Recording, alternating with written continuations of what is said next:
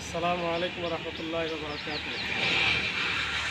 দেশ এবং প্রবাস থেকে যে সমস্ত ভাইরা আমাদের ভিডিওগুলো দেখতেছেন, আপনাদের সকলকে জানা আন্তরিক মুবারকবাদ, ধন্যবাদ। আমি এই মুহূর্তে দাঁড়িয়ে আছি দারুস সালাম মোহাম্মদিয়া মক্কানগর মাদ্রাসায়। এই মাদ্রাসা দক্ষিণ মুসাফর মক্কানগর।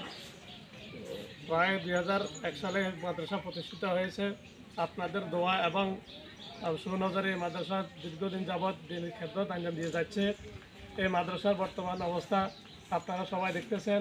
এই মাদ্রাসাতে বর্তমানে প্রায় 550 ছাত্র এখানে লেখাপড়া করতেছে এবং লিল্লা বোর্ডিং এখানে চালু আছে।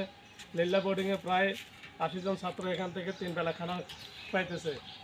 তো আপনারা যদি সুনজর রাখেন, আগে যেভাবে রাখছেন, ইনশাআল্লাহ আস্তে আস্তে এই মাদ্রাসার তরক্কি হবে।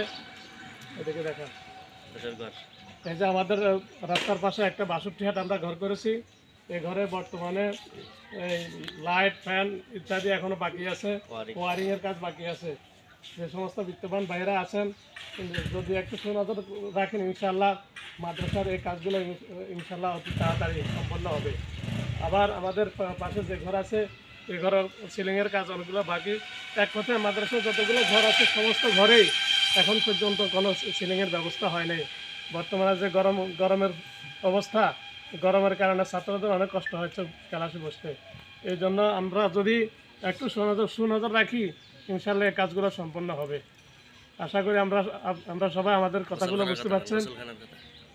এখন যেহেতু আমাদের সুদিন আসি গেছে, এই সময় এই এলাকাতে বিশেষ করে পানির একটা সংকট চলে।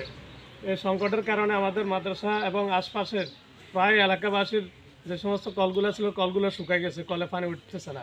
এমনকি মাদ্রাসার একে 3টা কল এখন বন্ধ হয়ে গেছে। এমনকি মাদ্রাসার যে মোটর ছিল, মোটরে পানি উঠতেছে না। যদি কোনো বিত্তমান ভাই যদি এই উদ্যোগ নেন যে মাদ্রাসার এতগুলো ছাত্র শিক্ষক গোসল করতেছে, উজু করতেছে, এদের সহযোগিতা হবে। এই জন্য একটা ইমার্জেন্সি একটা ডিপ কলের প্রয়োজন। এই ডিপ কল যদি বসাতে পারি, আমাদের অনেকগুলা কাজ আমাদের সুন্দর মতো আঞ্জাম দেওয়া সম্ভব হবে। এখানে আমাদের বোরিং চালু আছে, বোরিংয়ে রান্না বান্না অনেক কষ্ট হয়ে যাচ্ছে। এই কাজের জন্য ইনশাআল্লাহ সহযোগিতা হবে। আশা করি আমাদের কথা বুঝতে পারছেন।